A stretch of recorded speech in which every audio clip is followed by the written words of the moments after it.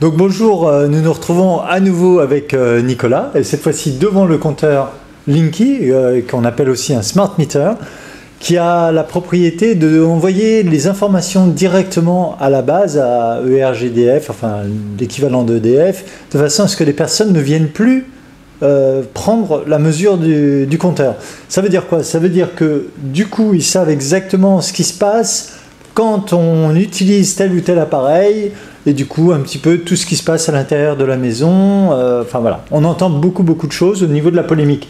Nous, ce qui nous intéresse ici, c'est la pollution électromagnétique que ça pourrait potentiellement engendrer. Sachant que, si j'ai bien compris, le Linky ou le Smart Meter utilise en fait le courant porteur en ligne, le CPL, de façon à amener une fréquence qui est ajoutée à la fréquence de base qui est du 50 Hz, à laquelle on est, on va dire, entre guillemets, habitué. Donc là, on ne va pas rentrer dans l'aspect politico-économique et tout ce qui s'ensuit du Linky, on va juste regarder sur le point de vue de la fréquence, en fait, qu'est-ce qui se passe et comment toi, Nicolas, tu es à même de mesurer en fait, l'environnement qui est généré par le Linky. Voilà. Alors moi je travaille de la même façon avec mes cadrans et mon pendule, donc je vais supprimer puisque sur celui-ci il y a un patch pour harmoniser les ondes. Donc en fait je fais une mesure simple, comme je le fais à l'habitude, donc je demande quelle est la phase vibratoire du compteur Linky. Donc on voit que le compteur Linky sans le patch tourne en électrique. On demande la couleur vibratoire de ce compteur, donc il est en vert électrique qui est la couleur globalement de tous les appareils électriques et qui sont des ondes qui sont nocives pour le corps humain. D'accord, donc comme on a vu un petit peu avec le téléphone, exactement, de la même façon. La plupart des appareils qui génèrent un champ électromagnétique, exactement. Donc le Linky fonctionne aussi de la même manière. Façon. Alors, est-ce que l'impact est plus important de par le fait que ça utilise le courant porteur en ligne et ça veut dire que ça va générer du verre électrique sur tout l'ensemble de la maison avec tout ce qui s'ensuit au niveau de s'il y a une construction avec des apports métalliques, ça peut engendrer des effets délétères? Alors, de toute façon, par principe, tous les compteurs électriques ont cette phase vibratoire, électrique et verre électrique. La différence par rapport au Linky, c'est qu'en plus, lui, il émet des ondes autour du boîtier qui est installé. D'accord. Et ça, on peut mesurer à quelle distance les ondes sont générées autour du boîtier? Oui, on pourrait mesurer. À ce moment-là, il faut un appareil spécifique que j'ai aussi, que j'ai pas là.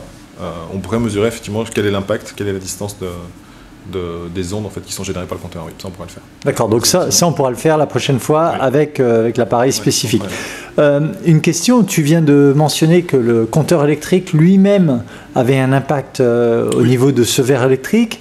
Donc ça veut dire qu'en fait, finalement, on est exposé quoi qu'il arrive. Quoi qu'il arrive, de toute façon, toute l'installation électrique de la maison a une phase vibratoire qui est verre électrique. Donc quand on a dans une maison une installation qui est un peu ancienne, un peu désuète, on va trouver des courants vagabonds un peu partout dans la maison qui vont générer cette phase vibratoire et donc qui sont toujours nocifs pour le corps humain. Après, ce qui est intéressant de savoir, c'est que dès qu'on s'éloigne de ces courants vagabonds, on n'est plus soumis à cette nocivité. Mais par contre, quand on est par exemple dans une chambre, avec une lampe de chevet à côté de la tête, etc., eh bien, on est dans cette phase électrique, verre électrique. D'accord, donc ça, ce sera aussi quelque chose qu'on pourra mesurer plus tard, c'est-à-dire voir avec différents appareils électriques, pour amener des systèmes de prévention et de précaution pour les utilisateurs, pour montrer un petit peu ce qui se passe et à quel point ça peut les mettre en déséquilibre, on va dire. On peut mesurer les courants vagabonds, on peut mesurer la tension induite qui est traversée par un corps humain pendant une phase de repos, donc dans une chambre. D'accord. Est-ce que de la même manière dont on avait fait les tests avec le téléphone portable, donc vous regarderez la vidéo sur le téléphone portable, est-ce qu'on peut mesurer l'impact que ça a si quelqu'un, par exemple, touche un compteur ou à quel niveau d'exposition il est affecté? On va pouvoir mesurer la tension induite, oui, qui est traversée par son corps. D'accord. Ça, c'est pas un problème, oui. Même si on ne touche pas l'appareil. D'accord, ouais. Ça c'est super intéressant. Ok, super. Ok, donc là on vient de changer de position de façon à ce qu'on puisse voir le travail que Nicolas va effectuer avec le pendule et sa charte. On va mesurer donc quoi là, Nicolas? Là on va mesurer la phase du courant électrique, savoir si le courant vibre en électrique ou en magnétique, et sa couleur de vibration. D'accord, alors allons-y. Donc, demande. Quelle est la phase? à l'instant présent. Donc là, on voit que le compteur, il a une phase vibratoire qui est en électrique, donc qui est la phase qui est propre à tous les appareils électriques et qui est nocive pour la santé. Et quelle est la couleur vibration sur Linky? Et que sa couleur vibration est du vert électrique négatif. D'accord, donc ce qu'on avait trouvé pour le téléphone portable. Ce qu'on avait trouvé pour le téléphone portable qui est à même d'être les émissions de tous ces appareils qui émettent en électromagnétique, un four micro-ondes, une lampe ou ne serait-ce qu'un câble électrique classique. D'accord, en gros tout ce qui génère un champ électromagnétique. Ok, donc là, moi j'ai une petite expérience que j'ai envie de faire.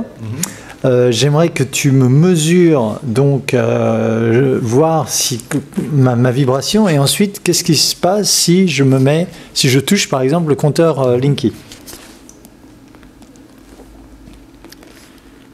Donc là on voit que toi tu vibres en magnétique. Et que ta couleur vibratoire est le violet magnétique. Violet magnétique, ok, bon, c'est joli. Et donc maintenant, je mets ma main sur le compteur. Donc là, on voit que tu passes tout de suite, très rapidement, en vert électrique, en électrique, et que ta couleur vibratoire est passée en vert électrique négatif, donc comme le compteur. Comme le compteur. À quel niveau, moi, je suis impacté? Donc, si je mets... Bon, on verra ça peut-être plus tard. Donc, on va regarder maintenant l'effet du patch. Donc, le patch Inspire Self, que voici. Voilà. Et donc, du coup, cette fois-ci, on le place comme ça ou... Dessus. Comme ça. Là, je demande quelle est la phase vibratoire du compteur. Donc là, on est repassé en magnétique. Quelle est la couleur de vibration du compteur Linky. Et on est passé en vert négatif, magnétique, qui est une couleur propice pour les lieux de vie. D'accord. Alors maintenant, si on reprend, si je mets ma main, moi, sur le compteur. Ouais. Vibratoire de Patrice à l'instant présent. Donc tu vibres aussi en magnétique. Et là, tu vibres comme le patch, c'est-à-dire en vert électrique magnétique, négatif. Voilà, donc cette expérience intéressante nous a montré ce que faisait le compteur Linky dans la maison avec les fréquences que tu as mentionnées, hein, l'électrique, le magnétique, le vert, etc. Les phases, oui. Les phases, voilà, on va y arriver. Donc sur, en fait, ce qui est positif pour l'humain, le vivant, et ce qui ne l'est pas. Alors moi, ce que j'ai pu constater, c'est qu'effectivement, en apposant un patch sur un compteur, ça permettait d'inverser la polarité, c'est-à-dire de le faire passer de la vibration électrique à la vibration magnétique, la vibration magnétique étant la vibration normale pour évoluer sainement dans un environnement. Donc en connexion avec la Terre, en fait, de par le fait magnétisme, ou ça ne fonctionne pas comme ça? La vibration magnétique, c'est la vibration de la planète, c'est la vibration d'un être humain en bonne santé. D'accord. Donc là, en gros, on a vu ce que ça faisait en mettant le patch, en enlevant le patch. Et puis, on a vu après ce que ça faisait sur moi. Donc moi, je suis une personne comme vous, c'est-à-dire je subis aussi les champs électromagnétiques. Et puis, on a essayé aussi avec le pendentif. Et puis, la conclusion, c'est quoi, hein? Mais avec le pendentif, en fait, ta vibration, on va dire, d'origine, est maintenue dans son état, que tu sois proche du compteur ou pas. D'accord. Et du coup, toi, tu recommandes quoi aujourd'hui?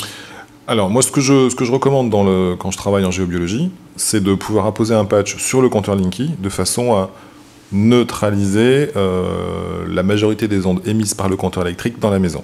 D'accord. Voilà. Donc, ce travail est fait au niveau électrique. Après, il y a de toute façon, comme je le disais tout à l'heure, il y a aussi ce travail à faire au niveau des ondes Wi-Fi et au niveau des ondes de téléphone. Ok, donc vous avez le choix, vous pouvez porter le pendentif sur vous, vous pouvez mettre le patch sur le compteur Linky, sachant que mettant le patch, vous protégez entre guillemets tout le réseau électrique, donc la maison, donc aussi vos proches, les animaux, les plantes, voilà. C'est comme ça, c'est comme ça que je le vois. Voilà, à la prochaine. Merci, au revoir. Voilà, super.